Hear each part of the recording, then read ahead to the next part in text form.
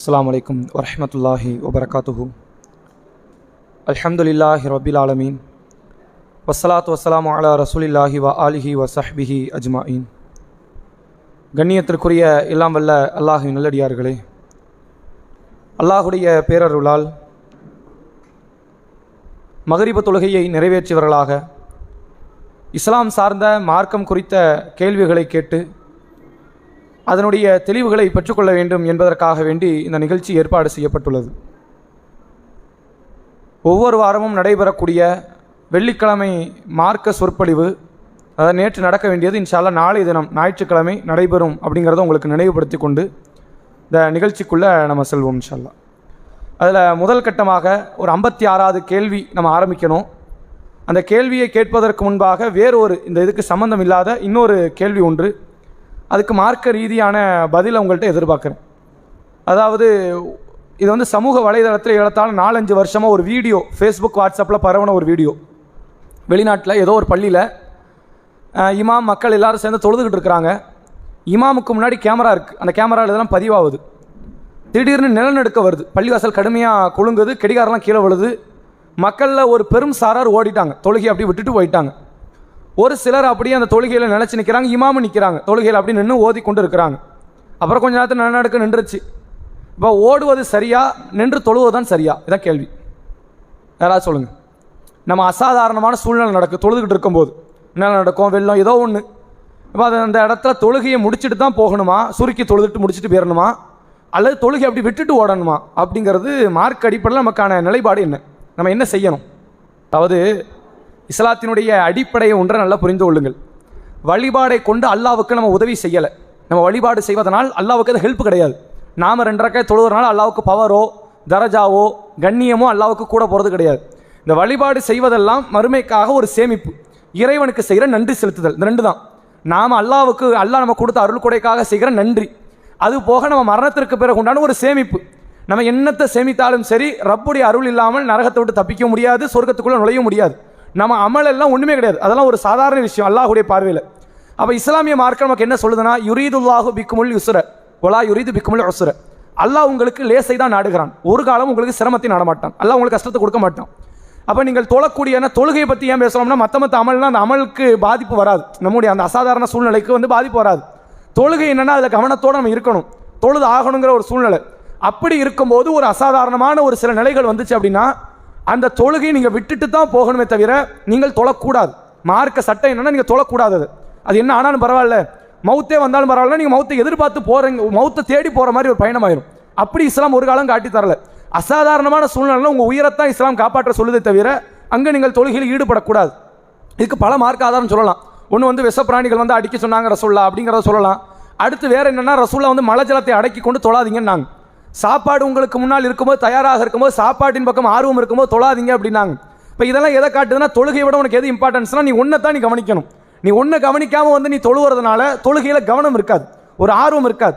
அந்த 2 ரக்காயத்துக்காக அல்லது ஃபர்லே இருக்கட்டுமே, அது ஃபஜரோ மகரிபோ ஏதோ ஒரு ஃபர்ல தொழுகையாகவே இருக்கட்டும், இதை விட்டுட்டு வெளியே போனால் தொழ முடியாதா? தொழ முடியும். நான் ஏன் இங்கே இருந்து என் உயிரை விடணும்? ஒன்றும் பிரச்சனை இல்லையே. அதனால் இஸ்லாமிய மார்க்கத்தின் அடிப்படையில் அசாதாரணமான சூழ்நிலை, இதனால் உங்களுக்கு பெரும் பாதிப்பு வரும். ரொம்ப பெருசாலாம் இல்லை, சின்னதாக இருக்கட்டுமே. ட்ரெயின் மிஸ் ஆயிருந்தா தொழுகை விட்டுட்டு போயிருங்க. ட்ரெயின் மிஸ் ஆகுது, நீங்கள் தொழுகை விட்டுட்டு போய் ட்ரெயின் ஏறிட்டு தொழுங்க. அதனால் என்னன்னா, நான் தொழுது முடிச்சுட்டு தான் போவேன் அப்படின்னா உங்களுக்கு தொழுகையில் கவனம் இருக்காது, நீங்கள் ஓதுறது தப்பாக தான் ஓதுவீங்க, அந்த தொழுகை ஏற்றுக்கொள்ள படுமா படாதங்கிற ஒரு சூழ்நிலைக்கு போயிடும். அதனால் எதெல்லாம் உங்களுக்கு பெரும் பாதிப்பு வருமோ, நீங்கள் தொழுகையில் நின்றால் அந்த நேரத்தில் பாதிப்பு வந்துச்சுன்னா தொழுகையை விட்டுருங்க. விடுவதைத்தான் மார்க்கம் ஆர்வம் ஊட்டது காட்டி தருகிறது அப்படிங்கிறத நீங்கள் புரிஞ்சுங்க. எல்லா சூழ்நிலைக்கும் இது பொருந்தும். ரசூல்லாவுடைய காலத்தில் நடந்தது பாருங்க. ரசூல் ஸல்லல்லாஹு அலைஹி வஸல்லம் அவங்க நமக்கு என்ன சொன்னாங்க? ஷைத்தான் எதை திருடுறான்? யாருடைய தொழுகை ஷைத்தான் திருடுறான்?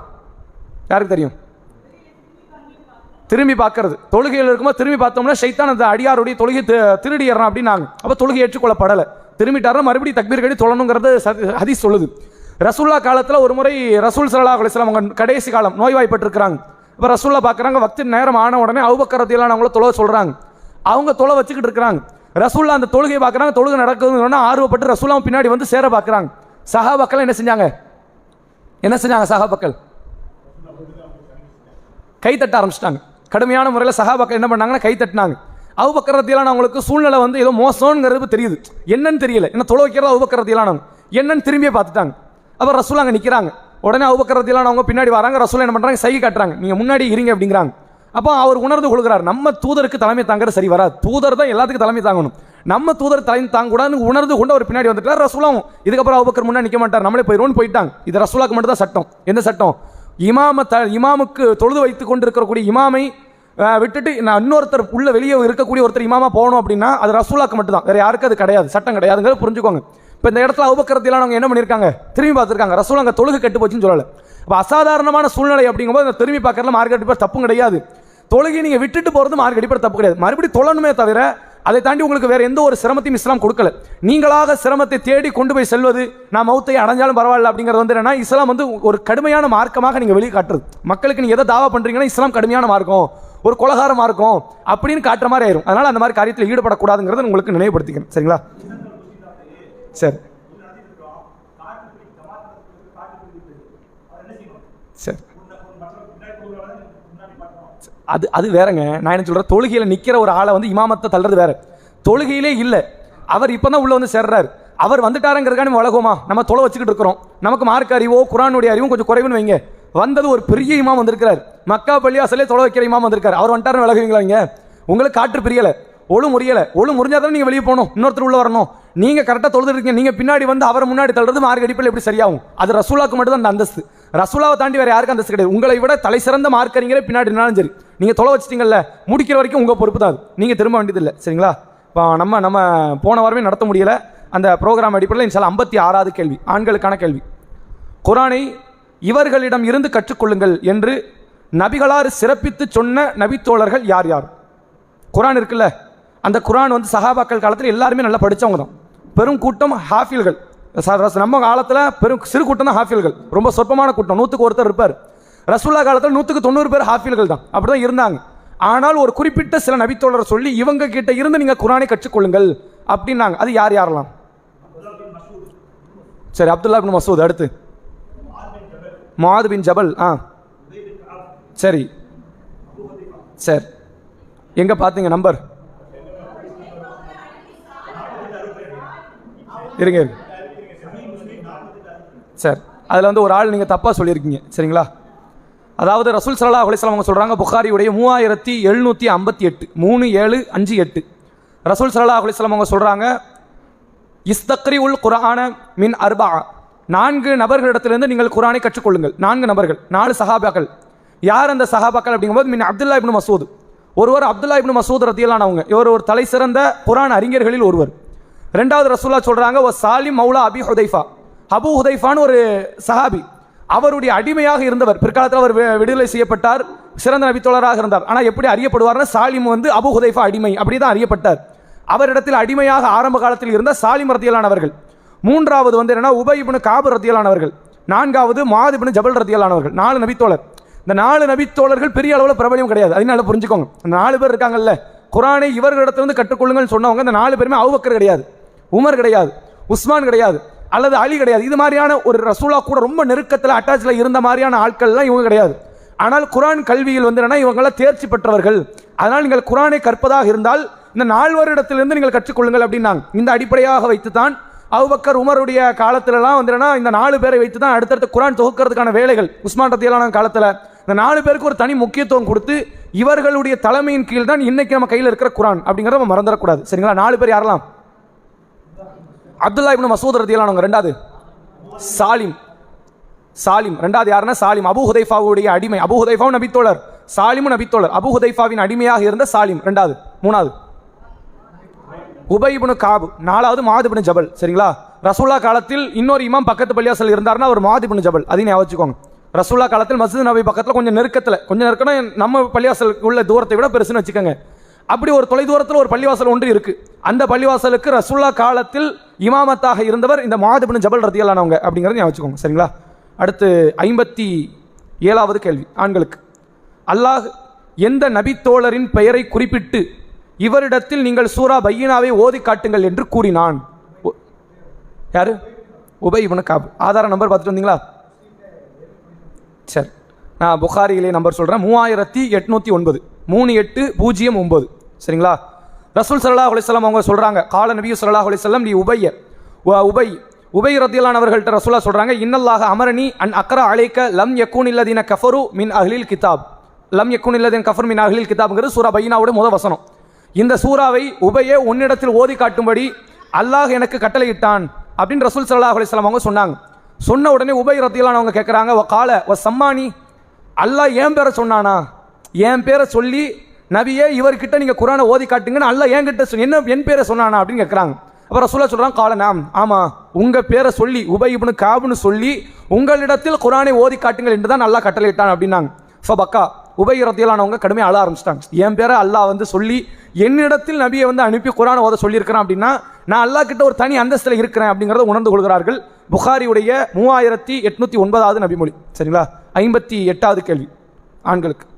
திருட்டு குற்றம் செய்த உயர்குல பெண்மணியின் கைகளை வெட்ட வேண்டாம் என்பது தொடர்பாக பரிந்துரையை நபிகளாரிடத்தில் செய்த நபி தோழர் யார்? உசாமா பின் ஸைத் ரலியல்லாஹு அன்ஹு. பார்த்துட்டு வந்திருக்கீங்களா எல்லாரும்? இல்லை இந்த தாட்டி பரவாயில்ல, அல்ஹம்துலில்லாஹ் எல்லாருமே ஆண்கள் பதில் சொல்லிட்டாங்க. புரியல? சரி இன்ஷா அடுத்த கேள்வி வேணா கேட்டுரும், சரிங்களா? அதாவது என்ன கேள்வி அப்படின்னா, ரசூல் ஸல்லல்லாஹு அலைஹி வஸல்லம் அவருடைய காலத்தில், அதாவது மக்கா வெற்றிக்கு அப்புறம் நடக்கிற காரியம் இது, சரிங்களா? ஏன் மக்கா வெற்றிக்கு அப்புறம் அப்படின்னா, குறைஷி குலத்தில் உள்ள ஒரு பெண்ணு தான் அந்த இதில் ஹதீஸ் வரும்.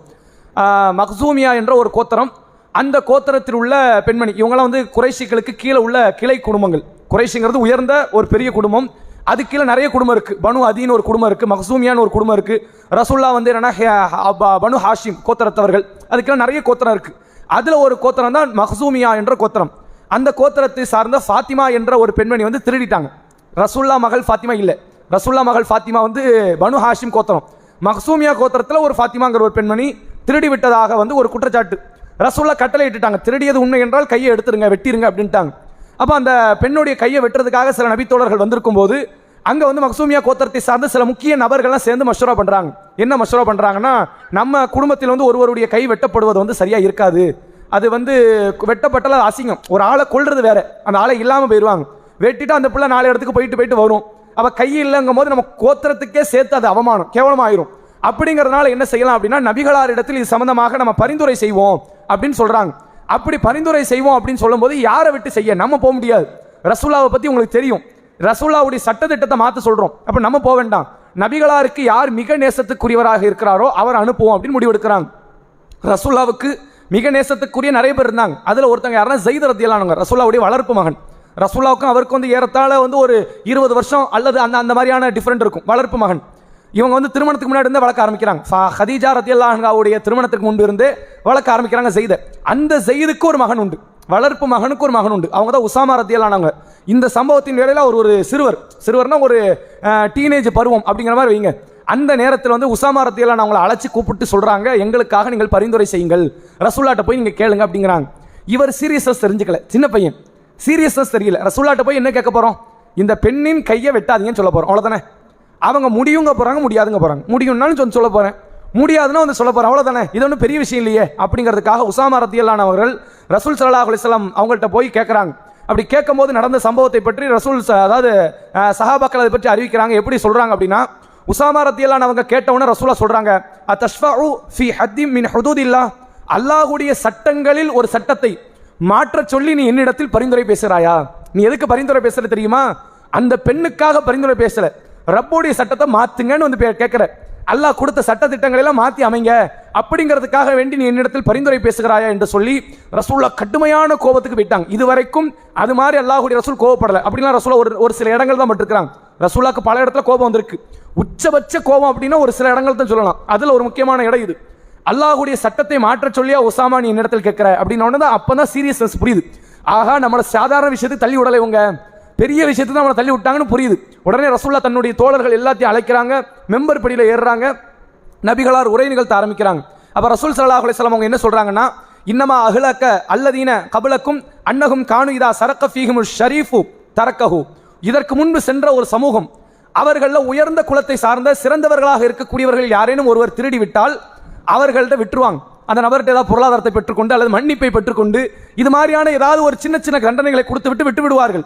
அதே நேரத்தில் இதா சரக்க ஃபீஹிமுல் லஈஃப், அவர்களில் பலகீனமான ஆட்கள் யாராக இருப்பாங்கல்ல, கொஞ்சம் கல்வியை குறைஞ்சது, ஏழ்மையான ஆட்கள், ரொம்ப கீழ் ஜாதியில் பார்க்கப்படுறவங்க, இப்படி பலகீனமான மக்களாக இருக்கக்கூடிய நபர்கள் யாரேனும் திருடி விட்டார்கள் என்றால் அகாமு அலைஹில் ஹத், அவர்கள் விஷயத்தில் அவர்கள் ஹத்தை, அல்லாஹ்வுடைய சட்டத்தை அவர்கள் நிறைவேற்றினார்கள்.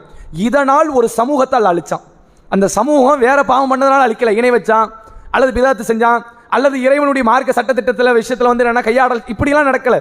உயர்ந்தவனுக்கு ஒரு நீதி, தாழ்ந்தவனுக்கு ஒரு நீதி, இப்படி நடந்ததனால் ஒரு சமூகத்தை அல்லாஹ் கதையை முடிச்சிட்டான் அப்படின்னு சொல்லிட்டு ரசூல் ஸல்லல்லாஹு அலைஹி வஸல்லம் அவங்க சொல்றாங்க, வைமுல்லா, அல்லாஹ்வின் மீது ஆணையாக சொல்கிறேன், லவ் அன்ன ஃபாத்திமத்த பின்த முஹம்மது, இந்த முகமதுடைய மகள் ஃபாத்திமா திருடினாலும், இப்ப திருடினது வேற ஃபாத்திமா, இந்த ஃபாத்திமா திருடல, ஒரு பேச்சுக்கு இந்த முகம்மதின் மகள் ஃபாத்திமா திருடி இருந்தாலும் லக்கத்தாத்து எதஹா, அவள் கையையும் நான் வெட்டி விடுவேன் அப்படின்னாங்க. ரசூல் ஸல்லல்லாஹு அலைஹி வஸல்லம் அவர்கள் அதிகமாக கோபப்பட்ட இடங்களில் இது ஒன்று அப்படிங்கிறத புரிஞ்சுக்கணும். இந்த செய்தி வந்து என்னன்னா புகாரியுடைய 3475வது நபி மொழியாக பதிவு செய்யப்பட்டிருக்கு. அடுத்த கேள்வி, பெண்களுக்கு வரலாற்றிலேயே முதலில் ஜும்மா ஹுத்பா இருக்குல்ல, ஜும்மாவுடைய பயான், அதை நிகழ்த்திய நபித்தோழர் யார்? அசாத் இப்னு ஜுராரா. ஆதாரம் ஆண்கள் பகுதியில். முதல்ல கேள்வியை தெளிவுபடுத்திக்கிறேன். அதாவது வரலாற்றிலேயே முதலாவதாக ஜும்மாவை நடத்திய நபித்தோழர் யார்? நபிக்கு முன்னாடி, நபியே அது வரைக்கும் நடத்தலை ஜும்மாவை, நபிக்கு முன்னாடியே நடத்திய ஒரு நபித்தோழர் யார்? பதில் அசாத் இப்னு ஜுராரான்னு சொல்லிட்டாங்க. எங்கே ஏதாவது பார்த்தீங்களா? வந்து இந்த செய்தியை சொல்கிற நபித்தோழர் யார்? உபை இப்னு காபா, காப் இப்னு மாலிக்கா? உபை இப்னு காபு தான் தப்பு, காப் இப்னு மாலிக். சரி, காப் இப்னு மாலிக். அதாவது இந்த செய்தி வந்து என்னன்னா அபுதாபித்தினுடைய 1069 1069 நிறைய இடத்துல இருக்குது. அதனால உதாரணத்துக்கு ஒரு செய்தி இல்லை, அது வந்து தாபி, அது தாபி. அறிவிக்கக்கூடியவர் வந்து என்னன்னா சஹாபி வந்து என்னன்னா காப் இப்னு மாலிக் ரதியல்லாஹு. சரி, அந்த செய்தி என்ன அப்படின்னா, ரசூல் ஸல்லல்லாஹு அலைஹி வஸல்லம் அவர்களுக்கு எப்படி ஆரம்ப காலத்தில், அதாவது மக்காவில் இருக்கும்போது ஐவேளை தொழுகை கடமையாக்கப்பட்டதோ, அதே போன்று ஜும்மா பயான், ஜும்மா தொழுகை இல்லை, ஜும்மா பயானையும் ஆரம்பத்திலே அல்லாஹ் கடமையாக்குறான். சரிங்களா? கடமையாக்குறதுங்கிறது அப்போ பாங்கெல்லாம் கிடையாது. இப்போ பாங்கு சொன்னால் வியாபாரத்தை விட்டுட்டு ஜும்மாக்கு வரணுங்கிறலாம் கிடையாது. ஒரு நாளை குறிப்பிட்டு, அதாவது கரெக்டாக வெள்ளிக்கிழமை அங்கே சொற்பொழிவு நிகழ்த்தணும் அப்படிங்கிறது மட்டும்தான் ஜும்மா. அப்படி ஒரு ஜும்மா தொழுகை வந்து என்னன்னா அல்லாஹ்வுடைய ரசூல் வந்து என்னன்னா காட்டி தராங்க. ஆனால் இதை வந்து என்னன்னா ரசூல்லா மக்காவில் வைத்து செய்ய முடியாத ஒரு காரியம். ஏன்னா மக்காவில் இருக்கும்போது ஒரு அசாதாரண சூழ்நிலை, ரசூல்லா பக்கத்தில் நெருங்கினாலே அடிவிடும். அவ்வளவு மோசமாக இருக்கும்போது இந்த அமலமாக செய்ய முடியாதுங்கும் போது ரசூல்லா என்ன பண்ணுறாங்கன்னா, அக்கபா என்ற ஒரு உடன்படிக்கைக்காக அன்சாரிகளை வந்து அழைக்கிறாங்க. அன்சாரிகளில் வந்து ஹவுஸ் கசரஜின்னு 2 கூட்டம் உண்டு. எப்படி இங்கே வந்து உயர்ந்த குலம் தாழ்ந்த குலம் மக்கால உண்டோ, மதீனாவில் வந்து என்னன்னா ஹவுஸ் கசரஜின்னு 2 கூட்டம், 2க்கும் மத்தியில் கடுமையான அடிப்படை சண்டையெல்லாம் நடக்கும். அந்த 2 கூட்டங்களில் உள்ள மக்கள் வந்து என்னன்னா மக்காவுக்கு வருவாங்க ஹஜ் செய்ய வரும்போது ரசூல் அக்கபாங்கிற ஒரு இடத்துல நின்று அந்த மக்களெல்லாம் அழைச்சி கொஞ்சம் பேர் அழைத்து இஸ்லாத்தை சொல்கிறாங்க. அதில் ஆரம்ப கட்டத்தில் இஸ்லாத்தை ஏற்றுக்கொண்ட அன்சாரிகளில் முக்கியமான ஒருவர் தான் அசாத் இப்னு ஜுராரா என்ற நபித்தோழர். அன்சாரிகளில் ஒரு 12 பேர் ஆரம்பத்தில் இஸ்லாத்தை ஏற்றுக்கிட்டாங்க. 12 தலைவர்கள், முக்கிய தலைவர்கள். அந்த 12 பேரில் ஒருவர் யாருன்னா அசாத் இப்னு ஜுராரா. பிறகு அடுத்தடுத்த வருஷம் அக்கபாக்கு வந்தாங்க. மறுபடியும் நிறைய நபித்தோழர்கள் 70க்கும் அதிகமான பேர் இஸ்லாத்தை ஏற்றார்கள்ங்கிறது செய்தி. இந்த நேரத்தில் என்ன ஆகுது அப்படின்னா, அசாத் இப்னு ஜுராராவுக்கு ரசூலா கட்டளையிடுறாங்க, நீங்கள் நேராக போங்க மதீனாக்கு, மதீனாவில் வெள்ளிக்கிழமை ஜும்மா என்ற பயானை நிகழ்த்துங்கன்னு ரசூலா காட்டி கொடுக்குறாங்க. அப்போ மெம்பர் படி கிடையாது, ஜும்மாக்கு பாங்கு கிடையாது, ஜும்மா தொழுகைன்னு ஒன்று கிடையாது, அதெல்லாம் பின்னாடி தான் வருது. ஜும்மாக்கு பயான், நீங்கள் எந்திரிச்சு மக்களுக்கு பயான் பண்ணுங்க, அது வெள்ளிக்கிழமை பண்ணுங்க அப்படிங்கிற ஜும்மா பயானை ஆரம்பத்தில் ரசூலா சொல்லி கொடுக்குறாங்க. அசாத் இப்னு ஜுராரா என்ற அன்சாரிகளில் தலைவராக இருந்த மிகச்சிறந்த நபித்தோழர்களில் ஒருவரான இவர் தான் வந்து ஜும்மா பயான் நிகழ்த்தார். அப்போ வந்து வந்த முதல் கூட்டம் 40 பேர். முதல் ஜும்மா நடத்தும் போது வந்த கூட்டம் 40 பேர். இதுக்கு அடுத்து பக்கத்தில் வேற ஒரு இடத்துல ஆரம்பிக்குது. அதுக்கப்புறம் தான் ரசூலா கூபால இருந்து ஆரம்பிக்கிறாங்க. மதீனா தான் 4வது இடம். மதீனால ஜும்மா நடக்கிறதா 4வது. முதல்ல அசாத் இப்னு சுபாரா வந்து என்னன்னா அபு பயாதா என்ற ஒரு இடத்த வச்சு ஜும்மா பண்றாங்க. அடுத்து பஹ்ரைன்ங்கிற தேசத்தை தான் 2வது ஜும்மா நடக்குது. 3வது கூஃபால நடக்குது. 4வது தான் மதீனா பள்ளிவாசல் நடக்குதுங்கிறத அடிப்படை தெரிஞ்சுக்கணும். சரிங்களா? இந்த செய்தி யார் அறிவிக்கிறா அப்படின்னா காப் இப்னு மாலிக். இவரை பற்றி வரலாறு நிறைய இருக்குது, பேசலாம் பின்னாடி. காப் இப்னு மாலிக் என்ற ஒரு மிகச்சிறந்த நபித்தோழர்களில் ஒருவர். அந்த நபித்தோழர் என்ன பண்ணுவார்னா, ஜும்மாவுடைய பாங்கு சொல்லப்படும் போதெல்லாம் அல்லாஹ் ரப்புல் ஆலமீன் அசாத் இப்னு ஜுராராவுக்கு அருள் புரியட்டும், அசாத் இப்னு ஜுராராவுக்காக அருள் புரியட்டும், அதிகமாக அருளை வேண்டுவாங்க. அப்போ அவருடைய மகன் என்ன பண்ணுறாங்க, அவர் தாபி, அவர் சஹாபி லிஸ்ட்ல வர மாட்டார், தாபி. அவர் கேட்குறாரு, நீங்கள் ஜும்மா பாங்கு சொல்லும் போதெல்லாம் அசாத் இப்னு ஜுராராவுக்கு அருள் புரியட்டும்னு கேட்குறீங்களே, என்ன காரணம் அப்படின்னு கேட்குறாங்க. அப்போ அவர் சொல்கிறாரு, அசாத் இப்னு ஜுராரா தான் எங்களுக்கு முதலாவதாக ஜும்மா தொலை வைத்தது, ஜும்மா உரை நிகழ்த்தியது, அதை முதல்ல எங்களுக்கு காட்டி தந்தது. ரசூலுல்லாஹ் தான் சொல்லி கொடுத்தாங்க, மார்க்கத்தை புதுசாக நம்ம கொண்டு வரல, நபிகளார் தான் சொல்லி கொடுத்தார்கள் என்றாலும் அதை வழிமுறைப்படுத்தி காட்டியதில் முதல் நபர் அசாத் இப்னு ஜுராரா என்று சொன்னார்கள். இந்த செய்தி அபுதாபித்தினுடைய 1069வது நபிமொழியாகவும் இப்னு மாஜாவில் 1082வது நபிமொழியாகவும் பதிவு செய்யப்பட்டிருக்கு. சரிங்களா? அடுத்த கேள்வி, ஆண்களுக்கு இருளில் நடந்து செல்லும் பொழுது, அதாவது இருட்டான பகுதியில் நடந்து செல்லும் பொழுது ஒளிச்சுடர் மூலமாக வெளிச்சம் காட்டப்பட்ட நபித்தோழர்கள் யார் யார்? ஒரு சில நபித்தோழர்கள் நடந்து போறாங்கன்னு வைங்க, நைட்டு அவங்க போகும்போது அவங்களுக்கு முன்னாடி ஒளிச்சுடர் மூலமாக வழி காட்டப்பட்டது. யார் அந்த நபித்தோழர்கள்? இல்லை, தெரியலையா? சரி, பெண்கள் சொல்லுங்க. ஆதார நம்பர் பார்த்துட்டு இருந்தீங்களா?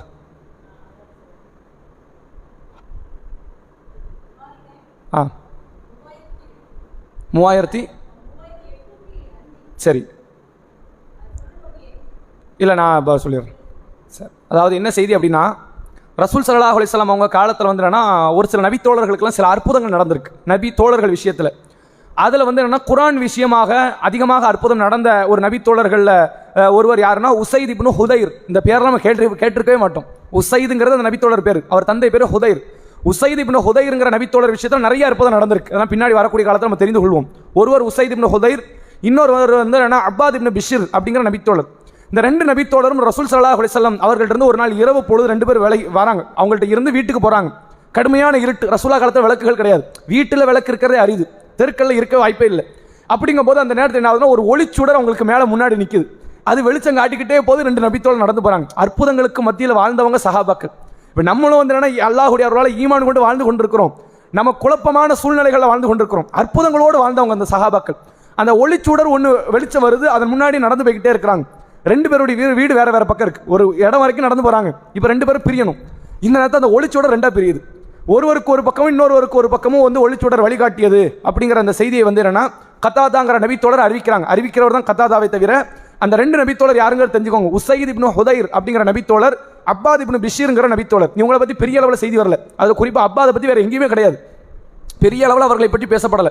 உசைத் இப்னு ஹுதைரை பற்றி இன்னொரு குர்ஆன் சம்பந்தமான இன்னொரு செய்தி இருக்குது. அது வரக்கூடிய காலத்தில் இன்ஷா அல்லாஹ் பார்ப்போம். இந்த செய்தி புகாரியுடைய 3805வது நபி மொழியில் பதிவு செய்யப்பட்டிருக்குங்கிறத நம்ம தெரிஞ்சுக்கணும். சரிங்களா? புரியல. கைத்தடியில் ஒளி வீசியதாக வேற அறிவிப்பில் இருக்கா? சரி, அதாவது அவங்களுக்கு முன்னாடி ஒளி வீசப்பட்டதாகத்தான் சில அறிவிப்புகள் இருக்கு. கைத்தடியில் ஒளி வீசப்பட்டதாகவும் அறிவிப்பு இருக்குன்னாங்க. சரி, 61வது கேள்வி, பெண்களுக்கான கேள்வி. உஹது மலை அடிவாரத்தில் சுவனத்தின் வாடையை நுகர்வதாக கூறி போர்க்களத்தில் வீர தீரமாக போரிட்டு கொல்லப்பட்ட நபித்தோழர் யார்? அனஸ் இப்னு. இவர் எந்த நபித்தோழருக்கு சொந்தக்காரர்? தந்தையுடைய சகோதரர். சரி, அனசுடைய தந்தை யார்? முதல்ல மாலிக். அனஸ் இப்னு மாலிக் தானே, மாலிக்னு மறந்துடக்கூடாது. சரி, அதாவது அனஸ் இப்னு நல்லர். இவரை பற்றி வர்ற அதிகமான செய்தி இது மட்டும்தான். வேற இவரை பற்றி கூடுதலான வேற எந்த செய்திகளும் அதிக அளவில் இல்லை அப்படிங்கிறத தெரிஞ்சுக்கோங்க. இந்த அனஸ் இப்னு நல்லர் அப்படிங்கிறவர் அன்சாரிகளில் ஒருவர். சரிங்களா? இந்த அனஸ் பின் நல்லர் வந்து யாருன்னா, நம்ம பொது அனஸ்ன்னு ஒரு நபித்தோழர் படிச்சிருப்போமே, ரசூலா காலத்தில் சிறுவராக இருந்தார், ரசூலாக்கு பணிவிடை செய்தார்கள். அனஸ் பின் மாலிக்னு சின்ன பையன். அந்த நபித்தோழருக்கு சிறிய தந்தை இவர், வாப்பாவுக்கு சகோதரர். சரிங்களா? அனஸ் பின் நல்லர். அவர் வாப்பா மாலிக். யார்? அனஸ் ரதியல்லாஹு அன்ஹு வாப்பா மாலிக்கு. அந்த மாலிக்குடைய சகோதரர் பேரும் அனஸ் தான். அவங்களுடைய வாப்பா பேர் தான் நல்லூர், இவர் பேர் அனஸ். அதாவது அனஸுடைய சின்ன வாப்பா பேரும் அனஸ். இந்த நபித்தோழர் என்ன பண்றாருன்னா, ஒரு முறை பத்ரு போர்க்களம் முடிஞ்சதுக்கு அப்புறம், இவர் அப்போ உள்ளூர்ல இல்ல, பத்ரு போர்க்களம் நடக்குதுல, வரலாற்று சிறப்பு மிக்க முக்கியத்துவம் வாய்ந்த ஒரு போர்க்களம் பத்ரு. அந்த பத்ரு போர்க்களம் நடக்கும்போது இவர் ஊர்ல இல்ல, ஒரு வியாபார விஷயமாக வெளியே போயிருந்தார். பத்ரு போர் முடிஞ்சதுக்கு அப்புறம் ஊருக்கு வராரு. வந்ததுக்கு அப்புறம் விசாரிக்கிறாங்க முஸ்லீம் மக்கள்கிட்ட, இப்படி போர்க்களம் நடந்துச்சு, நீங்க இல்லாம போயிட்டீங்களே, முக்கியமான போர்க்களம், இந்த மாதிரிலாம் 1-2 பேர் மௌத்தாயிட்டாங்க, நமக்கு எல்லாம் வெற்றியை கொடுத்தான் அப்படிலாம் பேசுறாங்க. அதை கேட்டவொன்னே அவருக்கு ரொம்ப மன வருத்தம். ஒரு பக்கம் மன வருத்தம் என்னன்னா, போரில் கலந்து கொள்ள முடியலையேன்னு. இன்னொரு பக்கம் மன வருத்தம் என்ன தெரியுமா? நீங்க வரல இல்ல, அப்ப நீங்க நயவஞ்சகன், இப்படி எல்லாம் சில பேர். இதெல்லாம் பார்த்துட்டு நேரம் ரசூலாட்ட போயிட்டாங்க. அனஸ் பின் நல்லர் ரதியல்லாஹு போய் சொல்றாங்க, அல்லாஹ்வுடைய தூதரே, ஒரு காரியமாக நான் வெளியூர் சென்றிருந்தேன், அதனால் குறைஷிகளோடு நடந்த யுத்தத்தில் என்னால் கலந்து கொள்ள முடியாமல் போய்விட்டது. இப்போ இனிமேல் அல்லாஹ் ஒரு போரை நடத்தி இருந்தான் என்றால், நான் ஒருவேளை இந்த போர்ல கலந்துகிட்டு இருந்தோம்னா நான் என்ன செஞ்சிருப்பேங்கிறது அல்லாஹ் பார்ப்பான். இனி ஒரு போர் நடந்தால் கண்டிப்பாக நான் அதில் வீரதீரமாக சண்டையிடுவேன், அதையும் அல்லாஹ் பார்ப்பான் அப்படின்னு சொல்லிட்டு போயிட்டாங்க. அடுத்த வருஷமே உஹது போர் வருது. பத்ர் போருக்கு அடுத்த வருஷம் பத்ர் போர் நடந்த அடுத்த ஆண்டே உஹது போர் நடக்கும்போது, உஹது போர் வந்து ஃபர்ஸ்ட் ஆரம்பிக்கும் போது முஸ்லீம்களுக்கு வெற்றி கிடைக்குங்கிற மாதிரி வந்துச்சு. அடுத்து முஸ்லீம் தோல்வி அடைவாங்கிற மாதிரி ஆயிடுச்சு. கடைசியில் அல்லாஹ் கொண்டு வந்து வெற்றியோடு முடிச்சிட்டான். அது வந்து ஒரு வகையில் முஸ்லீம்களுக்கு வெற்றி தான், தோல்வி ஆகலை. எந்த போர்க்களத்திலும் முஸ்லீம்களுக்கு தோல்வி கிடையாதுங்கிறது தெரிஞ்சுக்கணும். சரிங்களா? அப்போ அந்த நேரத்தில் அந்த 2வது இடையில வந்து கொஞ்சம் பிரச்சனை ஏற்பட்டு சஹாபாக்கெல்லாம் தெரிச்சு ஓடுற அளவுக்கு ஆயிடுச்சு. எந்த அளவுக்குன்னா, சாத் பின் முஆத் இவர் பிற்காலத்தில் ஷஹீதானவர், பெரிய வீரர். அன்சாரிகளில் வீரர்களில் முக்கியமான ஒருவர் யாரு? சாத் பின் முஆத் ரலியல்லாஹு அன்ஹு. அந்த சாத் பின் முஆத் இந்த போர்க்களத்தில் ஓடினார். ஏன்னா சூழ்நிலை அவ்வளோ அசாதாரணமாக மாறிடுச்சு. எந்த அளவுக்குன்னா, நபிகளார் கொல்லப்பட்டுட்டாங்கன்னா வதந்தி சஹாபாக்களுக்கு மத்தியிலே, ரசூலா மௌத்தாயிட்டாங்க. சஹாபாக்கள் உள்ளம்லாம் ஆட்டம் காண ஆரம்பிச்சு ஈமான்ல. என்னன்னா, அந்த நபிக்காக இஸ்லாத்துக்கு வந்து அந்த நபியே இல்லையே, இனிமேல் நம்மளை வழிநடத்த யார் இருப்பா, இப்படிங்கிற மாதிரியான ஒரு சிந்தனை. சஹாபாக்கெல்லாம் ரொம்ப திணறக்கூடிய நேரத்தில் தான் அனஸ் பின் நதர் போர்க்களத்துக்குள்ள வராரு. அங்கேருந்து சாத் பின் முஆத் ரலியல்லாஹு வராங்க. அப்போ இவர் கேட்குறார், என்ன சாதே திரும்பி வந்துட்டீங்களே? அப்போ சாது சொல்கிறாங்க, மோசமான சூழ்நிலை இருக்குது, நாம் இப்போ போயிட்டு திரும்பி வருவோம் அப்படிங்கிறாங்க. உடனே அனஸ் பின் நதர் அவங்க சொல்கிறாங்க, இறைவா, சாது செய்ததற்கு என்ன நீ குற்றம் முடிச்சிடாது, என் பாவத்தை நீ மன்னிச்சிட அப்படின்னு சொல்கிறாங்க. சொல்லிட்டு என்ன சொல்கிறாங்க அப்படின்னா, ஒரு வார்த்தை ஒன்றை வந்து என்னன்னா, அந்த நேரத்தில் அனஸ் ரலியல்லாஹு அன்ஹு, அதாவது அனஸ் பின் நதர் ரலியல்லாஹு அன்ஹு வந்து பயன்படுத்துகிறாங்க. என்ன சொல்கிறாங்க அப்படின்னா, அவர்கள் சொல்கிறார்கள், ஒரு ரப்பி நதர், அதாவது சொல்கிறாங்க, அல் ஜன்னத்து ஒரு ரப்பி நதர் இன்னி அஜீது ரீஹஹா மின் தூணி உஹது, உஹது மலையினுடைய அடிவாரத்தில் சொர்க்கத்தினுடைய வாடையை நான் நுகர்கிறேன் அப்படின்னு சொல்கிறாங்க. அப்படி சொல்லி வீர தீரமாக சண்டையிடுகிறார்கள். காஃபியர்களால் கொல்லப்படுகிறார்கள். ஏறத்தாழ 80 வெட்டுக்காயங்கள் உடல்ல இருக்கு. ஈட்டிகளால் குத்தப்பட்டது, அம்புகளால் துளைக்கப்பட்டது, வாள்களால் வெட்டப்பட்டது என்று சொல்லி 80க்கும் அதிகமான காயங்கள் அவருடைய உடல்ல இருந்துச்சு. எந்த அளவுக்குன்னு கேட்டால், அவர் அடையாளம் கண்டுபிடிக்க தெரியல. முகத்திலாம் பட்ட அடினால இது அனசான்னு தெரியல. அவருடைய சகோதரி தான் விரல்ல இருந்த ஒரு மச்சத்தை வச்சு இது என்னுடைய சகோதரர் தான் என்று சொல்லி அடையாளம் கண்டார்கள் அப்படிங்கிறது வருது. இப்போ இந்த இடத்துல தெரிந்து கொள்ள வேண்டிய பல படிப்புன்னு இருக்கு. முதல்ல என்ன கேள்வி அப்படின்னா, சொர்க்கத்தின் வாடகை அடிக்குமாங்க? சொர்க்கத்தின் வாடகை அடிக்குமா? அடிக்காதா?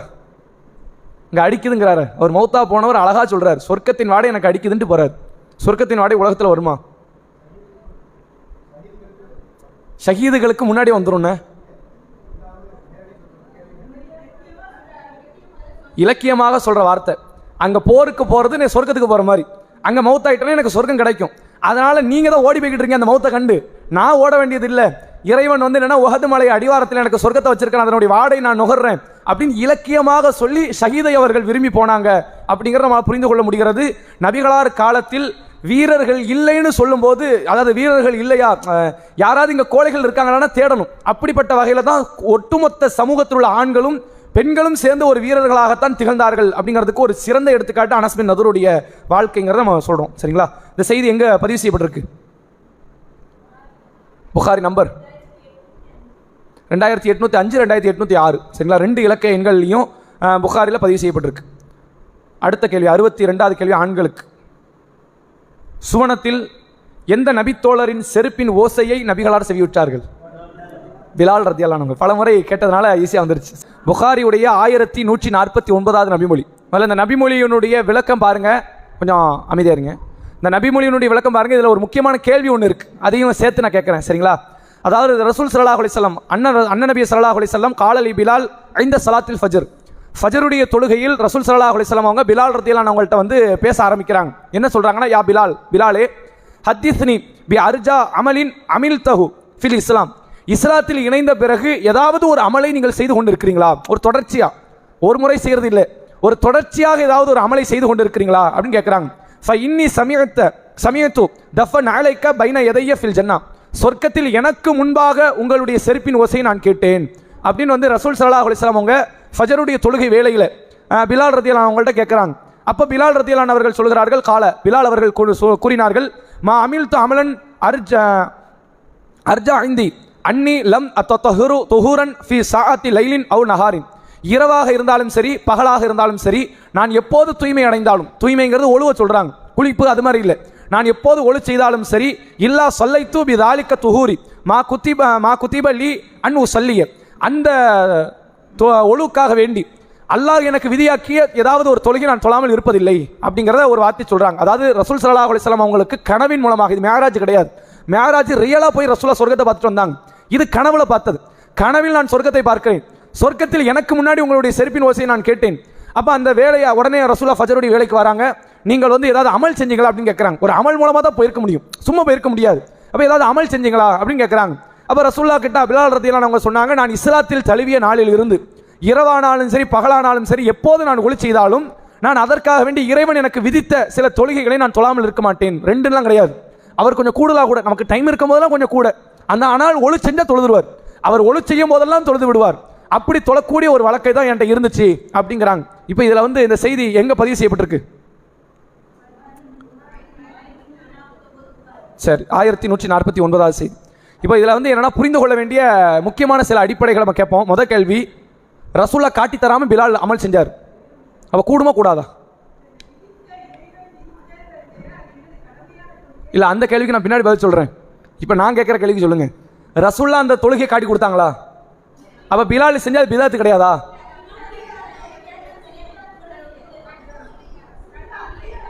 நல்லா கேட்டுக்கங்க, ரசூலாக்கு தெரியலை, தடுக்கவே இல்லைன்னு சொல்லக்கூடாது. ரசூலாக்கு தெரியலை இல்லை, ஒவ்வொரு ஆளாக சொன்னால் எல்லாத்துக்கும் புரியும். சரி சரி, இல்லை நான் கேட்குற கேள்வி நல்லா புரிஞ்சுக்கோங்க. ரசூல்லா பிலால் கிட்ட வந்து கேட்டது என்னன்னா, எதையாவது செஞ்சீங்களாங்கிறாங்க. அப்போ அவங்க இந்த அமலை செஞ்சாங்கிறாங்க. அப்போ ரசூல்லாக்கு அது வரைக்கும் பிலால் செஞ்ச அமல் தெரியாது. பிலால் செஞ்ச அமல் யாருக்கு தெரியாது? அபூபக்கர் உமருக்கு தெரியலன்னா பிரச்சனை இல்லை, ரசூல்லாவுக்கே தெரியல. இப்போ ரசூல்லாவுக்கே தெரியாம ஒரு அமல் செய்கிறாங்க, இது எப்படி கூடும்? சரி, அங்கீகாரம் இப்போ தானே வந்துச்சு, இதுக்கு முன்னாடி அங்கீகாரம் வரலையே. அங்கீகாரம் ரசூல்லா சொர்க்கத்தில் பிலாலுடைய செருப்பின் ஓசை கேட்டதுக்கு அப்புறம் தான் அங்கீகாரம். கேட்கறதுக்கு முன்னாடி வரைக்கும் அங்கீகாரம் உண்டா? அதுக்கு முந்தின நாள் இஷா வரைக்கும் அங்கீகாரம் உண்டா? ஆனால் இஷா வரைக்கும் செஞ்சுக்கிட்டு தான் இருந்தார். அது எப்படி கூடும் மார்க் அடிப்படையிலன்னு கேட்குறேன். நான் கேட்கறது புரியுதா இல்லையா? பிலால் ரதியல்லாஹு அன்ஹு ஒரு அமலை செஞ்சாங்க. எப்பத்திலிருந்து? நான் இஸ்லாத்தை ஏற்றுக்கொண்ட நாளிலிருந்து செய்து கொண்டிருக்கிறேன் நாங்க. ஆனால் பிலால் ரதியல்லாஹு அன்ஹு அவர்கள் செய்த அமலுக்கான சொர்க்கத்தை ஒரு குறிப்பிட்ட காலங்களில் தான் அல்லாஹ்வுடைய ரசூல் முன்னறி பண்றாங்க. அப்ப அறிவு பண்ணிட்டாங்க அது கூடும். அதுக்கு முன்னாடி பண்ணது கூடுமா கூடாதான கேள்வி. புரியல? சரி சரி, இது வந்து என்ன அடிப்படைனா இது நஃபில், அதை புரிஞ்சுக்கோங்க சரிங்களா. நஃபீலுக்கு வந்து என்னன்னா ஒரு அளவுகோல் இஸ்லாம் கொடுக்கல. நஃபீலுக்கு வந்து என்னன்னா கொஞ்சம் அளவுகோலை கொஞ்சம் பிராடா விரிவுபடுத்தி கொடுத்துருச்சு. நீங்கள் கொஞ்சம் கூடுதலாக நீங்கள் தொழுது கொள்ளலாம் அப்படிங்கிற அளவிற்கு மார்க்கம் காட்டுது. சுன்னத்துங்கிறது ஒன்று இருக்குது, ஃபர்லுன்னு ஒன்று இருக்குது. நஃபீலுக்கு கொஞ்சம் அளவு கூடி இருக்குது. நீங்கள் விரும்பி இந்த நேரத்தில் டைம் இருக்குது, ஒரு 10 ரக்காய் தொழுவோமே அப்படின்னு தொழுதா மார்க்கம் உங்களை தடுக்க போகிறது கிடையாது. அதை நீங்கள் வழிமுறைப்படுத்தக்கூடாது. பிலால் வழிமுறைப்படுத்தலை, யார்கிட்டையும் கொண்டு போய் சொல்லி நீங்கள் செய்யுங்கலாம் காட்டலை. அதனால் பிதாத்து கிடையாது சரிங்களா. இது எப்போ சுன்னத்தாகுதுன்னா, இல்லை நான் முடிச்சுக்கிறேன். இது எப்போ சுன்னத்தாகும்னா, ரசூல்லா அங்கீகாரம் கொடுத்துட்டாங்க. ஒரு காரியத்தை சஹாபாக்கள் செய்கிற வரைக்கும் அது நஃபில் தான். ஒரு காரியத்தை அவங்க விரும்பி செய்கிறாங்க, ஒரு குர்ஆன் வசனத்தை ஓதுறாங்க. அல்லாஹ்வுடைய ரசூல் காலத்தில் வந்து என்னன்னா ஒரு நபித்தோழர் என்ன பண்ணுறாரு, ரசூல்லா போர் படைக்கு அனுப்பி வைக்கிறாங்க. இவர் தான் உங்களுக்கு இமாம் அப்படின்னு சொல்லி அனுப்பி வச்சுட்டாங்க. அவர் என்ன பண்ணுறாரு, தொழுகையில் ஓதும் போதெல்லாம் அல்ஹம்து சூரா ஓதி, துணை சூரா ஓதி, குல்வல்லா சூரா ஓதிட்டு தான் ருக்கு போகிறார். ஒவ்வொரு ரக்காயத்துக்கும், எந்த தொழுகை தொழுதாலும் சரி, ஒவ்வொரு ரக்காயத்துக்கும் ருக்கு போகிறதுக்கு முன்னாடி குல்வல்லா சூரா ஓதி ருக்கு போகிறாங்க. அது என்ன அர்த்தம்? அது மார்க்கம் தடுக்கப்பட்டதில்லை. ஏன்னா அல்லாஹ் குர்ஆன் என்ன சொல்கிறான், ஃபக்ரவு மாத்த எஸ்ரம் மினல் குர்ஆன். குர்ஆன் உங்களுக்கு என்ன தெரியுதோ ஓதுங்கன்ட்டான். தக்பீர் கட்டின நிலையில் நான் என்னாலும் ஓதலாம், ஏன்னா அல்லாஹ் தடுக்கலை. குர்ஆனில் இருந்து நான் அல்பக்கராமி ஓதலாம், ஆலிம்ரானி ஓதலாம், என்னாலும் ஓதலாம். பின்னாடி இருக்கிற மக்களுக்கு சிரமம் வரக்கூடாது. சிரமம் வராமல் குர்ஆனில் இருக்கிற நான் எதனாலும் ஓதலாம்ங்கிறது சட்டம். அந்த அடிப்படையில் இவர் என்ன பண்ணுறாரு, குல் வல்லா சூரா ஓதிக்கிட்டே இருக்கிறார். எல்லா ரக்காயத்திலும் ஓதுறாரு, ஒரு ரக்காயத்து விடுறதில்லை, இப்படி ஓதுறாரு. சஹாபாக்கள் ரசூலாட்ட வந்து கம்ப்ளைண்ட் பண்ணுறாங்க, இவர் குல் வல்லா சூரா ஓதிக்கிட்டே இருக்காரு, என்னன்னு கேளுங்க. அப்போ ரசூலா கூப்பிட்றாங்க, நீங்கள் ஏமா இப்படி செய்கிறீங்க, என்ன காரணம், ஏதாவது காரணம் உண்டான்னு கேட்குறாங்க. ரசூலா தடுக்கலை, ஏதாவது ரீசன் இருக்குதான்னு கேட்குறாங்க. அப்போ அந்த நபித்தோழர் என்ன சொல்கிறார் அப்படின்னா, அல்லாஹ்வுடைய சிஃபத்தை பேசுது, இதை ஓதுவதை நான் விரும்புகிறேன். இறைவனுடைய வர்ணனையை சொல்லுது, ஷார்ட்டா ஸ்வீட்டால சொல்லிட்டான். அதை ஓதுவதை நான் விரும்புகிறேன். நாங்கள் ரசூலா என்ன பண்ணாங்க தெரியுமா, நீங்கள் யாரை விரும்புகிறீர்களோ அவனும் உங்களை விரும்புகிறான்னு சொல்லி அனுப்பிட்டாங்க. ரசூல்லா இந்த வார்த்தையை சொல்ற வரைக்கும் அது நஃபில், ரசூல்லா சொன்னதுலேருந்து அது சுன்னத். புரிஞ்சதா? நபிகளாருடைய அங்கீகாரம். அதே போன்று பிலால் ரதியல்லாஹு அன்ஹு ஒளி செஞ்சுட்டா ஏதாவது அல்லாஹ்க்கு நம்ம நன்றி செலுத்துவோமே அப்படிங்கிறக்கான நஃபீலா தொழுதுகிட்டே வரார். ரெண்டுலாம் கிடையாது. அவருக்கு டைம் இருந்தால் 4 தொழுவார், டைம் இருந்தால் 6 தொழுவார், 8 தொழுவார். ஆனால் விட்டது கிடையாது. இந்த ஒழுவை செஞ்சு 2 ரக்காத் தொழுவதை வந்து விட்டதே கிடையாது. வாழ்நாள தொழுதுகிட்டே இருக்கிறார். அப்போ வரைக்கும் அது நஃபில், நாம செய்யக்கூடாது. நபிகளார் அதில் தலையிட்டு என்ன சொல்லிட்டாங்க, சூப்பர் உங்களுக்கு சொர்க்கம் இருக்குது, நீங்க அதனால சொர்க்கம் வந்துட்டீங்கன்னு ஒரு அங்கீகாரம் கொடுத்தாங்கல்ல. இப்போ சுன்னத்தாயிருச்சு. சுன்னத்து நஃபீலுக்கான வேறுபாடு புரிஞ்சுக்கங்க. நீங்களாக விரும்பி ஒரு அமலை செய்யலாம், அது மக்கள்கிட்ட நீங்க காட்டக்கூடாது. நீங்க வந்து என்னன்னா திடீர்னு உங்களுக்கு ஞாயிற்றுக்கிழமை கடல் லீவு, ஞாயிற்றுக்கிழமை நீங்க நோன்பு வைக்கிறீங்க, எதுக்குப்பா விடுவானே, அது அல்லாஹ்க்காக நன்மையை நாடி வைப்பமே. நீங்க எல்லாத்தையும் ஏவக்கூடாது. ஞாயிற்றுக்கிழமை வைங்க, எதை ஏவலாம், திங்கள் ஏவலாம், வியாழன் ஏவலாம், வார மாசத்தில் 3 நாள் ஏவலாம், இதெல்லாம் ஏவலாம். ஏன்னா ரசூலா சுன்னத்து. ஞாயிற்றுக்கிழமை வைங்க நீங்க காட்டி தரக்கூடாது, நீங்க செய்யுங்க ஒரு அமல் மார்க் அடிப்படையில். இன்னொருத்தர் வந்து என்னன்னா எனக்கு சனி ஞாயிறு லீவு, சனி ஞாயிறு வைக்க போறேன், இது வரைக்கும் நஃபில். எப்போ ரசூலா தலையிட்டு அது கூடுன்ட்டாங்களோ அது சுன்னத்தாயிரும். ரசூல்லா தலையிட்டு கூடாதுன்ட்டாங்களோ அது வழிகேடாயிரும். புரிஞ்சா உங்களுக்கு? ரசூல்லா சில அமல்களை தலையிடுவாங்க, தலையிட்டு என்ன இது கூடாதுன்றாங்க, இதை நீங்க செய்யக்கூடாதுன்றாங்க, அது பிதாத்துங்கிற லிஸ்ட்ல சேர்த்தரணும். ரசூல்லா பிலால் ரதியல்லாஹு அன்ஹு அவங்களுடைய அமல்ல தலையிட்டு என்ன சொன்னாங்க, இது சரிதான் நாங்க, இதனால நீங்க சொர்க்கம் வந்துட்டீங்க அப்படின்னாங்க. சரிங்களா? இது ஒரு அடிப்படை. இன்னொரு விஷயம், ரசூலுக்கு முன்னாடி சொர்க்கம் போக முடியுமா? இதே ஹதீஸ்ல ரசூலுக்கு முன்னாடி சொர்க்கம் உண்டா? எனக்கு முன்னாடி செருப்பின் வாசியை கேட்டாங்களே, ரசூலுக்கு முன்னாடி சொர்க்கம் கிடையாதுலாங்க. மார்க் என்ன சொல்லுது, முதலில் சொர்க்கத்தின் கதவை நான் தான் தட்டுவேன், நான் தான் முதல்ல போவேன். நாங்கள் இங்கே என்ன வருது, எனக்கு முன்பாக உங்களுடைய செருப்பின் ஓசையை நான் கேட்டேன். நாங்கள் என்ன அர்த்தம்? இலக்கிய நடையெல்லாம் இல்லை, நேரடியாகவே சொல்கிறாங்க. அது வேற ஒன்றும் இல்லை. எனக்கு முன்பாகனா காலத்தால் எனக்கு முன்னாடி இல்லை, எனக்கு எதிரில். இது எது? காலத்தால் முன்னாடி வேற. காலத்தால் முன்னாடி ரசூலுல்லாஹ்க்கு முன்னாடி ஒருவரும் சொர்க்கம் நுழைய முடியாது. மனித குலத்தில் நபிமார்களே வெளியே தான் நிற்கிறோம். இப்ராஹிம் அலைஹிஸ்ஸலாமே வெளியே தான் நிற்கிறாங்க. அப்படிங்கிற ரசூலுல்லாஹ் முதல்ல உள்ள போகிறாங்க. அதை பற்றி இது பேசலை. ஃபர்ஸ்ட் யார் போகிறா, செகண்ட் யார் போகிறான்னு இல்லை. எனக்கு முன்னாடி நீங்கள் கிராஸ் ஆகுறீங்க, முன்னாடி நீங்கள் போகிறீங்க, நடந்து போகிறீங்க. அப்படிங்கிறதுலேருந்து நீங்கள் சொர்க்கவாசினா ரசூலுல்லாஹ் சொல்கிறாங்களே தவிர நீங்கள் முன்பு போனவர் கிடையாது. நீங்கள் எனக்கு முன்னாடி போயிட்டீங்கிறத ரசூலுல்லாஹ் சொல்லலை. எனக்கு முன்னாடி நீங்கள் நின்னீங்க, நடந்தீங்க அப்படிங்கிறது தான் ரசூலுல்லாஹ் சொல்கிறாங்கிறது ஒரு அடிப்படை புரிந்து கொள்ளணும். சரிங்களா? அடுத்த கேள்வி பெண்களுக்கு 63வது கேள்வி. கைதியாக பிடிக்கப்பட்டு பின்பு பள்ளிவாசலில் கட்டி வைக்கப்பட்டு பின்பு இஸ்லாத்தை ஏற்றுக்கொண்ட நபி தோழர் யார்? சுமாமா இப்னு உசால். அவர் எந்த தேசத்தை சார்ந்தவர்? யமாமா. சரி, புகாரில் என்ன நம்பர்? சரி, புகாரியுடைய 4372வது நபிமொழி. இந்த செய்தி என்ன அப்படின்னா, ரசூல் ஸல்லல்லாஹு அலைஹி வஸல்லம் அவர்கள் ஆட்சி அமைத்த பிறகு அவர்களுக்கு என்னன்னா பெருமளவில் அந்த ஆட்சிக்கு எதிராக சில பக்கத்தில் இருக்கிற சிற்றரசர்கள் ரசூலுல்லாஹ்க்கு பெரிய அச்சுறுத்தலாக ஒரு மிக பெருமளவில் தலைவலியாக இருந்தார்கள். அதில் முன்னாடி நம்ம ஒரு நபரை பற்றி பார்த்தோம், அஷ்ரஃப் அப்படிங்கிற ஒரு நபர். அவன் யூதர்களில் ஒரு முக்கியமான ஆள். அப்போ இது மாதிரியான ஆட்களை என்னன்னா அல்லாஹ்வுடைய ரசூல் சில பேர் கைது செய்ய கட்டளையிட்டார்கள், ஒரு சிலரை கொல்லும்படி கட்டளையிட்டார்கள். அதில் என்னன்னா நஜிதுங்கிற அந்த பகுதியில் யமாமாங்கிற ஒரு சின்ன ஒரு கிராமம், அந்த கிராமத்துக்கு தலைவராக ஒருத்தர் இருக்கிறார். அவர் பேர் என்னன்னா சுமாமா பின் அசால், அந்த நபருடைய பேர்.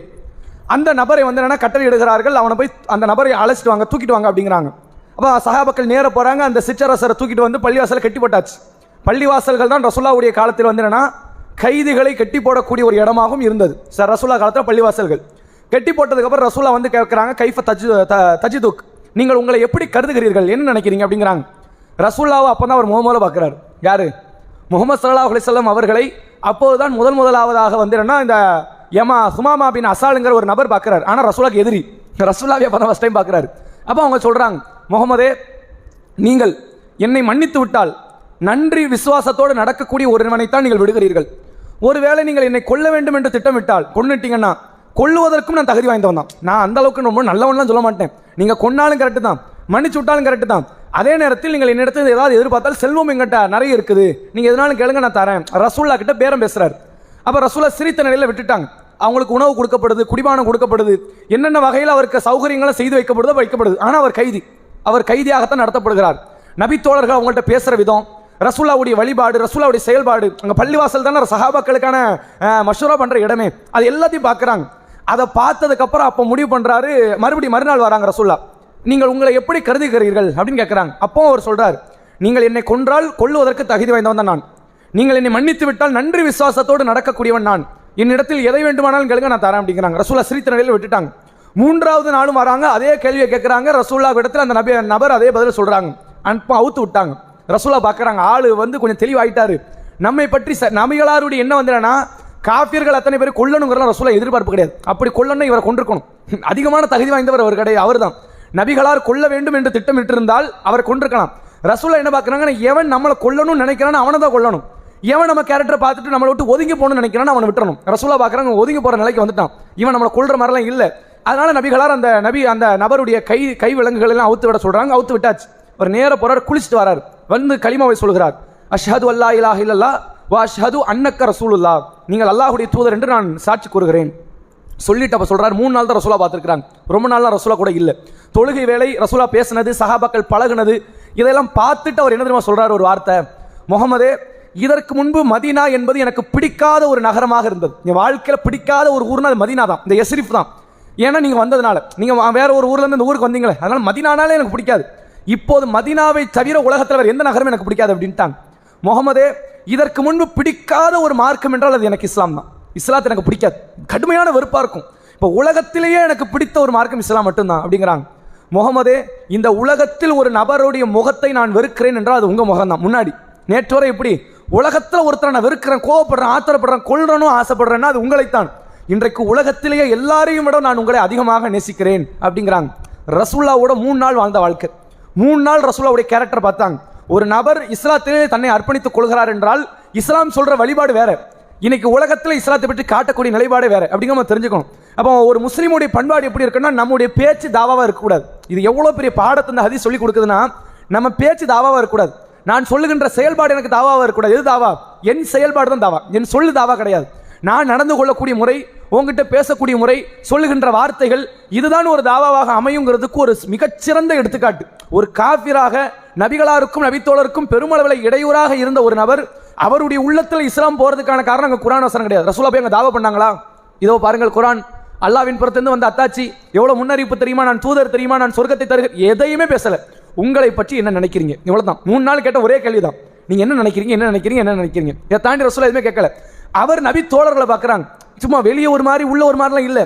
இவங்களுடைய செயல்பாடு எல்லாமே அவ்வளோ பரிசுத்தமாக இருக்கு. ஒரு தலைமையின் கீழே கட்டுப்படுறது, இவங்களுடைய பேச்சுக்கள் முழுக்க முழுக்க அந்த தூதரை வந்து என்ன அவங்க வெறும் தலைவராக பார்க்கல, அதை விட மேலான ஒரு இடத்துல வச்சு அவங்க பார்க்குறாங்க அப்படிங்கிற எல்லாத்தையும் பார்க்குறாரு. இவ்வளோ ஒரு அருமையான ஒரு மார்க்கம், அருமையான செயல்பாடு, அருமையான ஒரு தலைவர். தலைவர்னு சொன்னாலும் அவர் வந்து கீழே உள்ள ஆட்கள் அடிமையாக அவர் பார்க்கலையே, எல்லாரோடும் சேர்ந்து நிற்கிறாருன்னு இவ்வளோ விஷயத்தை அவர் பார்க்கும்போது அவருடைய உள்ளம் இஸ்லாத்தின் பக்கம் தடம் புரண்டது அப்படிங்கிற செய்தியை பார்க்குறோம். தொடர்ச்சி அவர் என்ன சொல்றாருன்னா, இதுவரைக்கும் மக்காவாசிகளுக்கு உணவு கொடுத்தது இவர் தான். எஸ்ரிஃபில் இருந்தால் உணவு போகணும். மக்கா இருக்கலாங்க, அது விவசாய பூமி கிடையாது. எதுதான் விவசாய பூமி? மதீனாவும் மதீனாவை சுற்றி உள்ள இடம் தான் விவசாய பூமி. இப்போ மக்காவில் இருக்கிறவன் குறைஷி, அவன் யாரை எதிர்க்கிறான்? ரசூல்லாவை எதிர்க்கிறான். இப்போ ரசூல்லா என்ன பண்ணிட்டாங்க, அவனுக்கு போகிற கோதுமையெல்லாம் தடுத்துட்டாங்க. கோதுமை பேரிச்சம்பழம் இன்னும் அங்கே போகக்கூடாதுன்ட்டாங்க. அப்போ தான் அவன் திருந்துவான். இங்கே வந்து என்னன்னா, பத்தினியை ஏற்படுத்துறதுக்கான காரணம் வந்து என்னன்னா, நீ எனக்கு செஞ்சதில்லை நான் பதில் செய்கிறேன், அப்படி கிடையாது. நீ ஆல்ரெடி என்ன தொந்தரவு பண்ணிக்கிட்டே இருக்கிற, இப்போ நான் நிறுத்திட்டேன் நீ நிறுத்திடுவில்லை அப்படிங்கிறதுக்காண்டி பண்ணுறாங்க. ஆனால் அவர்களுக்கு உணவு கொடுத்தது ஒரு சில யூத கூட்டங்கள் உணவு கொடுத்துக்கிட்டு இருந்தாங்க. அதில் ஒருத்தர் இந்த நஜீதில் உள்ளவர் யாரு, யமாமா பகுதியை சார்ந்த சுமாமாங்கிற ஒருத்தர் வந்து உணவு கொடுத்துக்கிட்டு இருந்தார். அவர் சொல்றாரு, அல்லாவின் மீது ஆணையாக இனிமேல் ஒரு கைப்பிடி கோதுமை அவன் மக்கா நகரத்துக்குள்ள நுழையாது, நான் சத்தியமிட்டு சொல்றேன் அப்படின்னு சொல்லி இஸ்லாத்தில் இணைந்தார் அப்படிங்கிற அந்த செய்தியை நம்மால் பார்க்க முடியுது.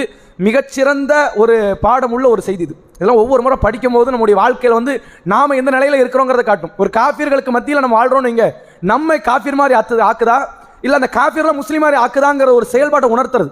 ரசூலுல்லாஹ் சஹாபாக்கள் காஃபிர் மக்களை மத்தியில் இருந்தாலும் ஈமானிய உறுதியோடும் இஸ்லாத்தின் செயல்பாட்டோடு தான் இருப்பாங்க. அந்த காஃபிர் வேணா மாத்தலாமே தவிர இவங்க மாற மாட்டாங்க சஹாபாக்கள். ஆனா நம்மளுடைய நிலைப்பாடுகள் எல்லாமே வந்து என்னன்னா, காஃபிர் மாதிரி நம்ம மாறிடும், அவன் ஒரு காலம் மாற மாட்டோம். ஏன்னா நம்ம செயல்பாடு அவ்வளவு ஸ்ட்ராங்கா இருக்காது. ஒரு மூர்க்கத்தனமாக நம்முடைய செயல்பாடுகள் வந்து இஸ்லாத்தில் கடைபிடிக்கிறது இருக்காது. எல்லாத்துலையும் விட்டு கொடுக்கறது, வளைஞ்சு கொடுக்கறது, இது மாதிரியான செயல்பாடு, ஒரு கனிவு குணம் இருக்காது, மென்மை குணம் இருக்காது, சாஃப்ட் கேரக்டராக இருக்க மாட்டோம். இதெல்லாம் நம்ம இஸ்லாத்தை விட்டு தூரப்படுத்தக்கூடிய காரியங்கிறது இந்த சுமாமாங்கிற அந்த நபித்தோழருடைய வாழ்க்கையின் மூலமாக நாம் தெரிந்து கொள்ளலாம். ஹதீஸ் ஆதாரம் பார்த்து வந்தீங்களா? புகாரியுடைய 4372 4372 சரிங்களா? இன்ஷா அல்லாஹ் வரக்கூடிய காலத்தில் இதனுடைய தொடர்ச்சியான கேள்விகளை தெரிந்து கொள்வோம். நாளைய தினத்தில் மார்க்க சொற்பொழிவு நிகழ்ச்சி நடைபெறும். அதில் வந்து நம்ம இஸ்லாத்தின் பார்வையில் அப்படிங்கிற தலைப்பில் தான் தொடர்ச்சியாக பேசுவோம்னு சொல்லி போன வாட்டி மனிதாபிமானம் பேசியிருந்தோம். இந்த வாட்டி பொழுதுபோக்கு என்டர்டைன்மெண்ட் உண்டு இல்லை, இஸ்லாம் என்டர்டைன்மெண்ட்டை எப்படி பார்க்குது, இஸ்லாத்தின் பார்வையில் பொழுதுபோக்குகள் என்ன அப்படிங்கிறத பற்றி இன்ஷா அல்லாஹ் பார்ப்போம். சுப்ஹானக அல்லாஹும்ம வபிஹம்திக அஷ்ஹது அல்லா இலாஹா இல்லா அன்த அஸ்தக்ஃபிருக வ அத்தூபு இலைக்.